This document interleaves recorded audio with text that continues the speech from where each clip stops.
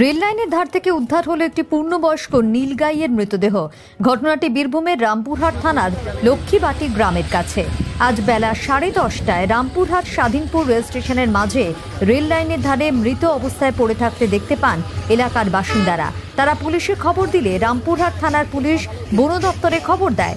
খবর পেয়ে রামপুরহাটের তুম্মনি রেঞ্জের বন দপ্তরের লোকজন ঘটনাস্থলে পৌঁছে নীলগাইয়ের মৃতদেহটি উদ্ধার করেন। বন দপ্তরের আধিকারিক জানান, 4-5 দিন ধরে নীলগাইটি ঝাড়খণ্ড সীমানা লাগোয়া বিভিন্ন এলাকায় ঘুরে বেড়াচ্ছিল। চেষ্টা চালিয়েও তাকে ধরা যায়নি। তবে ট্রেনের ধাক্কায় নীলগাইটির মৃত্যু হয়েছে বলে প্রাথমিকভাবে মনে করা হচ্ছে। নীলগাইয়ের মৃতদেহটি উদ্ধার করে ময়নাতদন্তের পর দাহ করা হয়।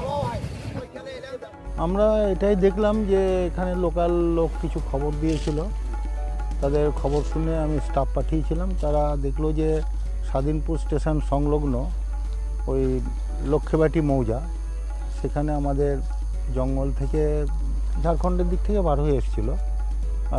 4-5 দিন আগে মাঠে ঘোরাঘুরি করছিল, দিয়ে স্বাধীনপুর স্টেশনের কাছে এটা রেল লাইনে অ্যাক্সিডেন্ট হয়েছে। মনে হচ্ছে সম্ভবত গত পরশু দিন, মানে আজকে হচ্ছে 28 তারিখ, তো 27-29 তারিখের ভোরের দিকেই হবে এটা সম্ভব।